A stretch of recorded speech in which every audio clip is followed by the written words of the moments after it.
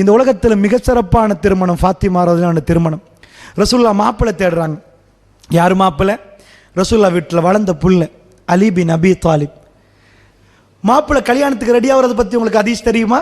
சந்தையில் நிற்கிறாரு போர்க்கவசத்தை வச்சுட்டு. உஸ்மான் பின் அஃபான் வந்து கேட்குற, அலி என்னப்பா? ஹதீஸில் வரல, எவ்வளோன்னு 400 வருது, தீரான்னு தெரியல, 400. அவர் சொல்கிறாரு, உஸ்மான் நான் இதை விற்கிறேன் தெரியுமா? ஏன்? இல்லை, ரசூலுல்லாஹ் மகளுக்கு எனக்கு கல்யாணம், ஃபாத்திமா ரலியல்லாஹு எனக்கு கல்யாணம், எனக்கு வலிமா கொடுக்கணும், அதுக்கு. உஸ்மான் ரலியல்லாஹு வாங்குறாங்க. சுப்ஹானல்லாஹ், 400 ரூபா கொடுத்து வாங்குறாங்க. வாங்கி போட்ட அலி, உங்களுக்கு நான் கிஃப்ட் தரணுமே கல்யாணத்துக்கு, இதாங்க. வாங்கினதை அப்படியே கொடுக்குறாரு. ரசூலுல்லாஹ்வுடைய மருமவன் யார்? கிஸ்ராவுடைய பெரிய பெரிய ஜனாதிபதிமார்களுடைய மகன்மார்களா? ரசூலுல்லாஹ் கடிதம் எழுதி அனுப்பினாங்களே, ரசூலுல்லாஹ்க்கு ஆடை அனுப்பினாங்களே, விதம் விதமாக அனுப்பி வைத்தார்களே, அவங்க யாராவதா? இல்லை. உங்களுக்கு தெரியுமா ரசூலுல்லாஹ் என்ன செய்தார்கள் என்று? தன் மகளுக்கு போய் ரசூலுல்லாஹ் கையால் விரிப்பை விரிக்கிறார்கள். தன் மகளுடைய கணவனுக்கு அலி ரலியல்லாஹுக்கும் ஃபாத்திமா ரலியல்லாஹுக்கும் அந்த திருமணத்தில் ரசூலுல்லாஹ் தன்னுடைய கையால் விரிப்பை விரிக்கிறார்கள், என் மகள் சந்தோஷமா வாழட்டும் என்று. சுப்ஹானல்லாஹ். அந்த வலிமாவுக்கு இந்த உலகத்தில் பெரிய பெரிய பெருமுகர்கள் வரவில்லை, பெரியவர்களே, பெரிய கோடீஸ்வரர்கள் அங்கே வரவில்லை, பெரிய ஜனாதிபதிமார்கள் வரவில்லை. எளிமையாக ரசூலுல்லாஹ் தன்னுடைய மகளுக்கு கல்யாணம் முடித்து வைத்தார்கள். உலக வரலாறை படிக்கிறவர்கள் ஆச்சரியமா பார்க்கிறார். முஹம்மது ஸல்லல்லாஹு அலைஹி வஸல்லம் அவருக்குள்ள பலம், அவருக்குள்ள அதிகாரம், ஜஸீரத்துல் அரப் அவருக்கு அடிபணிந்தது. ஒருவராக, இருவராக, மூவராக ஆரம்பித்தது. முழு ஜஸீராவும் நடுங்கி நின்றது. முஹம்மது ஸல்லல்லாஹு அலைஹி வஸல்லம் 130 கோடிகள் இன்றைக்கு ஷஹாதத்து சொல்லியிருக்கிறோம். அவருடைய மகளுடைய திருமணம் அவர் கையால் மிக எளிமையாக நடத்தப்படுகிறது. எந்த பெருமகளும் நீங்கள் ஹதீஸில் காட்ட மாட்டீங்க. இதுதான் எங்களுடைய கொள்கை பெரியவர்களே. நாங்கள் குழந்தைகளுக்கு சொல்லிக் கொடுக்கிற பாடம். ராஜா, அதுதான் திருமணம் ராஜா, இதுதான் ஹோல் ராஜா, இப்படித்தான் உடுக்கணும் ராஜா. வெட்டிங் ஃப்ராக்க பின்னாடி தூக்கிட்டு போ 10 பேர் வேணும் ராஜா, பக்கத்தில் உட்கார 4 பேர் வேணும், பூ பக்கைய வைக்கிறதுக்கு 8 பேர் வேணும். கிறிஸ்தவர்களை நாங்கள் கிறிஸ்டியன் இல்லை, ஆனால் கிறிஸ்தவர்கள் மாதிரி நாங்கள் கல்யாணத்தை எடுத்தால் தான் எங்களுக்கு ஹாப்பி. அந்த வெட்டிங் ஃப்ராக் யார்டு? அந்த வெள்ளை வெட்டிங் ஃப்ராக் முழுக்க முழுக்க மறைத்த பெரியவர்களே, எல்லாத்தையும் மறைத்து உடுப்பாட்டிட்டு கல்யாணம் மண்டு கையை திறந்துடுறீங்க, நெட்டை போடுறீங்க, தலையை திறந்து விடுறீங்க. நான் கேட்குறேன், அப்போ ஏன் மறைக்கணும்? அப்போ ஏன் மறைக்கணும்? நான் கேட்குறேன், உங்களுக்கு புரியுதா? இது சாதாரணமாக எடுத்துடாதீங்க. வல்லாஹி, உங்கள் வீட்டில் இருந்து பிறக்கிற குழந்தை ரசூலுல்லாவுடைய உம்மத்தில் அந்த உம்மத்துக்கு தகுதியான குழந்தையா? அந்த தகுதியை கொடுத்துட்டீங்களா? உங்கள் ஜனாசாவை தூக்குற நேரம் பார்த்தீங்களா? உருவாக்கின பிள்ளைகளை என்று உங்களை திட்டுற அளவுக்கு உண்டாக்குறீங்களா? அல்ல உங்களுக்கு துவா செய்கிற அளவுக்கு குழந்தைகளை உருவாக்க போகிறீங்களா? நாங்கள் டோட்டலாக பேரை முஸ்லீமாக வைத்திருக்கிறோம். எங்கள்கிட்ட கொள்கையிட பேசிக்கே இல்லை பெரியவர்களே. அதை நான் உங்களுக்கு எடுத்து காட்டுறது. பாருங்கள் எது இஸ்லாம் என்பது. அந்த நேரத்தில் உமர் பின் கத்தாப் ரலியல்லாஹு அவர்கள் ரசூலுல்லாஹ்ட்ட உதைபியாவிலிருந்து காரமாக கேட்குறாங்க சில கேள்விகள். கடைசி கேள்வி கேட்குறாங்க. ரசூலுல்லாஹ் நிப்பாட்டிட்டு கேட்குறாங்க. அவ்வளோ ஆத்திரம் அவங்களுக்கு. காபத்துல்லா கிட்ட அல்லாஹ் நிப்பாட்டினது என்ன பழக்கிறாங்க தெரியுமா ரசூலுல்லாஹ்? அல்லாஹ் வேணாமெண்டா வேணாம் உமர், அல்லாஹ் வேணுமெண்டா வேணும். ரசூலுல்லாஹ் கம்ப்ரமைஸ் பண்ணல. உமர் பின் கத்தாப் கோப்படுறார். பரவாயில்ல கொஞ்சம் போயிட்டு வரும் உம்ராவுக்கு. அவங்க பயமா? அவங்க வாள் தூக்கிய வீரர்கள், அவங்க பயம் என்றா வந்திருக்க மாட்டார்கள். உசுறு கொடுக்க பயமா? அவர்கள் பயம் இல்லை. அவர்கள் உடைமைகளை கொடுத்தவர்கள், எல்லாத்தையும் கொடுத்தவர்கள். அல்லாஹ் ஒன்றை போட்டால், ஒரு கோடை கீத்தினால் அதுக்கு மேல் எங்கள் காலை வைக்க மாட்டோம் என்ற பாடத்தை ரசூலுல்லாஹ் படித்து கொடுக்கிறார். கடைசியா கேட்ட கேள்வி என்ன கேள்வி தெரியுமா? உமர் பின் கத்தாப், யா ரசூலல்லாஹ், நீங்க கனவு கண்டீங்களே, உம்ரா செய்யறதா, தவாஃப் பண்றதா, அப்ப அது என்னங்க? என்ன அர்த்தம்னு புரியுது உங்களுக்கு? ஒரு நபி கனவு கண்டால் அது நடந்தாகணும். ஒரு நபி கனவு கண்டால் அது வஹி, அது அல்லாஹ்வுடைய வஹி, அது சும்மா கனவு காணலாது. அப்போ உங்க கனவு என்ன யா ரசூலல்லாஹ்? Final question.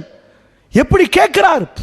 நீங்க நபியான்னு கேட்டார். எல்லாம் கேட்டு உமர் பின் கத்தாப், யா ரசூலல்லாஹ், நீங்க கனவு கண்டீர்களே, நாங்க எல்லாம் தவாஃப் பண்ணுவோம் என்று. ரசூலுல்லாஹ் சொன்னார், உமர், இந்த வருஷம் என்று சொன்னேனா உமர் என்று கேட்டாங்க. இந்த ஆண்டு என்று சொன்னேனா உமர். அவர் வெளியே போய் விட்டார்.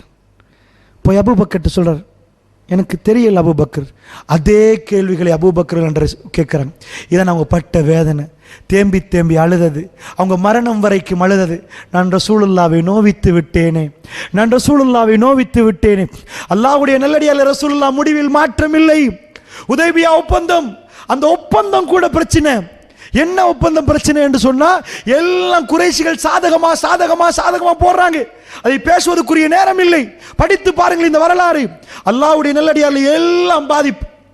பிரயாணம், ரசூலுல்லாஹ் வந்து இப்படி நிற்கிறாங்க. அவங்க மனைவி கேட்குறாங்க, யார் ரசூலுல்லாஹ், ஏன், எப்படி திரும்புறது, என்ன பண்ணுறது, 1500 பேர்கள், 9 நாள் வந்துட்டோம், அல்லாஹ் போங்கன்னுட்டான், எப்படி சொல்றது? ரசூலுல்லாஹ் பார்த்து சொல்கிறாங்க அவங்க மனைவி, யார் ரசூலுல்லாஹ், தலையை வலிச்சிருங்க, உம்ரா முடிச்சா அப்படித்தானே, தலையை எடுத்துருங்க, உங்கள் பின்னாடி உள்ள மக்கள் உங்களை பின்தொடருவார்கள். யார் ரசூலுல்லாஹ். ரசூலுல்லாஹ்க்கு பின்னாடி இருந்தது பெண்கள், அவங்க மனைவிமார்கள். ஹதீஜா ரலியல்லாஹு ரசூலுல்லாஹ் ஆறுதல் படுத்தினாங்க. இங்கே உம்மு சலமா ரலியல்லாஹு அன்ஹா. இதுதான் பெண்கள், சீதனம் பேசுகிற பெண்கள் அல்ல, வரதட்சணைக்காக வேண்டி அந்த அதுக்கு மசூரா பண்ற சபை இல்லை. யார் ரசூலுல்லாஹ், அப்படியா, சரி, கொண்டைய மலிச்சு வெளியே வர்றாங்க. ஒட்டுமொத்த பேரும் ரசூலுல்லாஹ் பின்னாடி போறாங்க. குர்ஆன்ல ஒரு ஆயத்தை நீங்க காட்டுங்க, மக்கா வெற்றி. மக்கா வெற்றிக்கு இதை விட பவர்ஃபுல்லா வந்த ஆயத்தை நீங்க காட்ட மாட்டீங்க. எல்லாத்தையும் கொடுத்துட்டு போறாங்க. ஒப்பந்தம் கூட முஸ்லிம்களுக்கு பாதிப்பு மாதிரி தெரியுது. அல்லாஹ் வகை இறக்கிறான். சூரத்துல் ஃபத்ஹ், ஃபத்ஹ் வெற்றி என்ற அத்தியாயம். இன்னா ஃபத்ஹ்னா லக ஃபத்ஹம் முபீனா.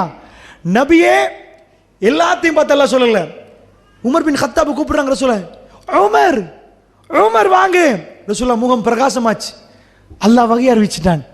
உமர் பின் கத்தாப் கேட்குறாங்க, என்ன யார் ரசூலுல்லாஹ், என்ன? இன்னா ஃபத்ஹ்னா லக ஃபத்ஹம் முபீனா. நபியே, உங்களுக்கு தெளிவான ஒரு வெற்றியை தந்து விட்டோம். இப்போ நான் உங்கள்கிட்ட கேட்குறேன், பெரியவங்களை நான் உங்கள்கிட்ட கேட்குறேன், உம்ராக்கு போகிறோம், விசா அடிக்கிறோம், எல்லாம் போகிறோம், ஜித்தால ரிஜெக்ட் பண்ணுறாங்க. நான் சொல்கிறேன், மக்கள் எல்லாம் பார்த்து, மக்களே தெளிவான வெற்றி. ஒன்னா நம்பர் லூசு, இது தெளிவான வெற்றியா? ஹரத்துக்கு போகாமல் திரும்பினா தெளிவான வெற்றியா? நான் உங்கள்கிட்ட கேட்குறேன், தெளிவான வெற்றியா? கேட்க மாட்டாங்களா? வல்லாஹு யஅலம் வ அன்தும் லா தஅலமூன். இந்த உம்மத்து எப்படிப்பட்ட உம்மத்து? எல்லாம் தெரியும் என்ற உம்மத்து யஹூதி. அல்லாஹ் அறிந்தவன், எனக்கு தெரியாது. அல்லாஹ் எதை எனக்கு சொல்லி தந்தானோ அதை தாண்டி எனக்கு எதுவுமே தெரியாது. அல்லாஹ் எதை சொல்லுகிறான் அதில் நலவு இருக்கிறது, அவ்வளவுதான். என்ன ரசூலுல்லாஹ்வுக்கு அல்லாஹ் சொல்றான், இன்னா ஃபத்ஹ்னா லக்க லக்கும் என்று வரல குர்ஆன்ல. உங்க எல்லாருக்கும் வெற்றின்னு சொல்லல. அல்லாஹ் நேரடியா நபிக்கு சொல்ற, நபியே உங்களுக்கு முபீன், தெளிவான வெற்றி. எல்லாருக்கும் பிரச்சனையா இருக்கு, தெளிவான வெற்றியா? ஒப்பந்தத்தில் ஷரத்துகள் எல்லாம் எங்களுக்கு பாதகமா இருக்குது, உம்ரா வேற செய்யாம போறோம். உமர் பின் கத்தாப் திரும்ப கேட்டார், யார் ரசூலுல்லாஹ், அல்லாஹ் வெற்றி என்றானா? வெற்றி தான்ட்டாங்க, அவ்வளவுதான். அல்லாஹ் வெற்றி என்றால் வெற்றி தான் யார் ரசூலுல்லாஹ். திரும்பினார்கள். சுபஹானல்லாஹ், 2 ஆண்டுகள் பெருமானார் ஒரு துளி ரத்தம் வடிக்கவில்லை. கண் தெரியாத தூரங்களுக்கு மக்கள். அன்றைக்கு ஒரு படை இருந்தார்கள் ரசூலுல்லாஹ்வோட அடிக்கிறதுக்கு. உம்ரா செய்கிற நேரம் ஹிஜ்ரி 6ல் ஃபத்து மக்கா நடக்கிற நேரம் 2 வருடங்களில் எங்கிருந்து மக்கள் வந்தார்கள் என்று தெரியல. ரசூலுல்லாஹ் பார்க்கிறார்கள், கண்ணி எட்டாத தூரங்களுக்கு மக்கள். அபூ சுஃபியான் ஒளிந்து விட்டார், எல்லோரும் ஒளிந்து விட்டார். ரசூலுல்லாஹ் மக்காவுக்கு வந்து சொன்னார்கள், நான் உங்களை மன்னித்து விட்டேன் என்றார்கள். நான் உங்களை மன்னித்து விட்டேன், வாருங்கள் வெளியே என்றார்கள். பெருமானார் ஒட்டகத்திலே சாய்ந்து விட்டார்கள். அவருடைய தலை நன்றாக குனிந்து விட்டது. பெருமைப்படவில்லை. எங்கப்பா, என்ன விரட்டினவன் எங்க? அகம்பாவத்தோட நடக்கல. இது உம்மத்துடைய அடிப்படை.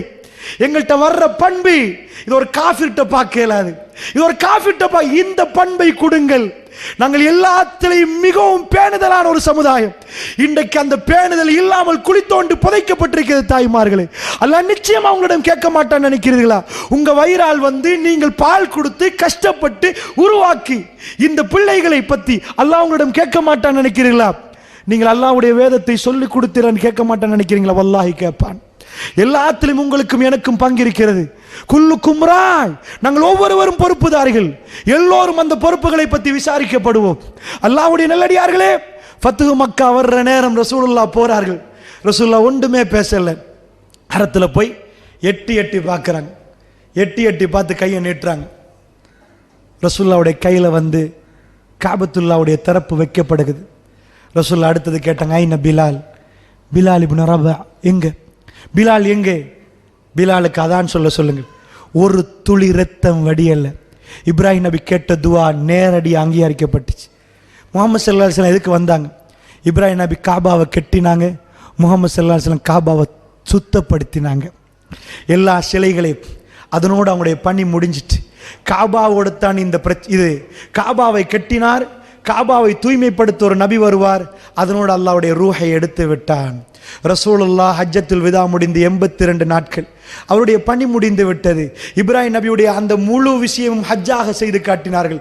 இந்த மார்க்கத்தின் தந்தை யார் என்பதை சொன்னார்கள். அவருடைய முழு பணியை முடித்தார். அவர் கேட்ட துவாவை அல்லாஹ் கபூலாக்கி நபியை எடுத்து விட்டான்.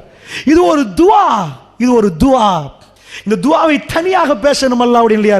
இப்ராஹிம் நபி கேட்ட துவா, பெருமானாராக பிறந்து பெருமானார் வந்து அந்த ஆலயத்தை முழு 365 சிலைகளையும் சுத்தப்படுத்தி விட்டு இப்ராஹிம் நபியை ஞாபகப்படுத்தி அவருடைய மனைவியோடைய இடத்தில் ஓட சொல்லி சஃபாவிலும் மர்வாவிலும் தவாஃபி எல்லாத்தையும் சொல்லி மினாவில் கல்லடித்து 82 நாட்கள் ரசூலுல்லாஹ் ஹஜ்ஜை முடித்து விட்டு இந்த உலகத்துக்கு விட்டு போய்விட்டார்.